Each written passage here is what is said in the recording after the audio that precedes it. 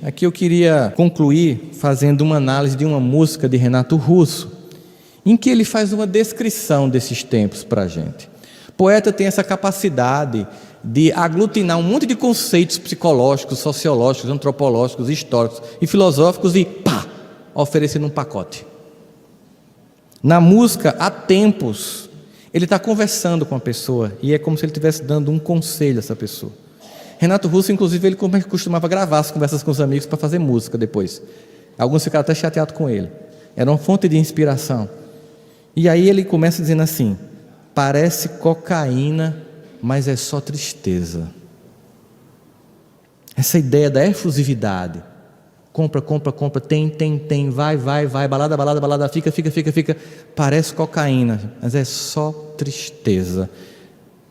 E esse movimento da euforia que gera uma tristeza como rebote, que acontece no uso de uma droga química, ou no uso de uma droga psíquica, ou qualquer coisa que a gente faça como vício, porque a gente quer excitação, mas como no fim de um trabalho árduo, depois vem um rebote de tristeza, ele termina dizendo assim: e por causa disso, dessa vida efusiva, que parece cocaína, mas é só tristeza, muitos temores nascem do cansaço e da solidão.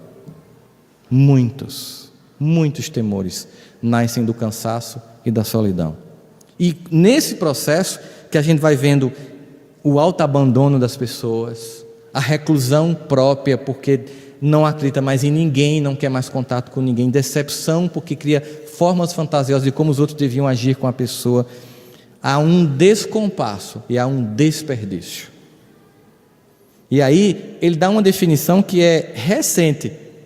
Foi um artigo que foi publicado ano passado por um psicólogo americano. Aí ele vai definir essa geração, ele disse nos anos 90, gente. Essa geração são herdeiras das virtudes que perderam. O artigo do psicólogo diz o seguinte: a geração atual não é definida pelo que conquistou, mas pelo que perdeu. Perdeu respeito. Perdeu generosidade, perdeu gratidão, ganhou computador, ganhou tênis, ganhou viagens, roupa de marca, mas perdeu virtudes. É uma geração caracterizada muito mais pelo que perdeu do que pelo que ganhou. E ele diz aqui no poema, olha só, nos anos 90, herdeiros somos agora da virtude que perdemos. E aí ele vai dizer para ela, porque ela está se queixando, e é o que os jovens dizem: meus pais não me escutam. Diz assim: tua tristeza é tão exata, eu sei, você consegue definir tão claramente para mim, que sou teu amigo, como está doendo, mas você está tão concentrada nisso que você esqueceu que hoje o dia é tão bonito. E a gente já está acostumado a não ter mais nem isso. Não conseguem. Você vai lá para a rede social daquele jovem, se matou, aí você vai lá, estava tudo lá. Minha vida não tem sentido, não vou fazer falta para ninguém. Não consegue ver o dia, não consegue ver as coisas.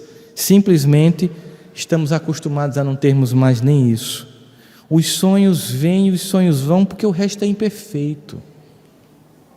Não fica esperando que seja um mundo quimérico, do jeito que você quer para você se sentir feliz. É o mundo que é possível, é o mundo real, é a vida como ela é. Os pais que são possíveis, as mães possíveis, as esposas, os esposos, os companheiros e as companheiras possíveis, o emprego possível, o clima dentro da religião possível, e não fantasioso, não aquela coisa, tem que ser excepcional, todo mundo bom, isso é fantasia, aí você não aceita a realidade.